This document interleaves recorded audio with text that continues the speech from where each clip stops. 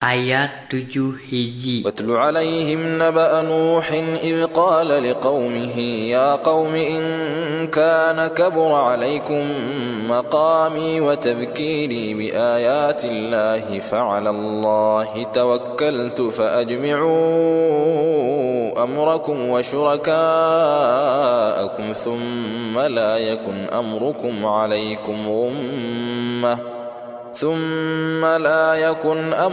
عليكم غمة ثم قضوا إلي ولا تنظرون.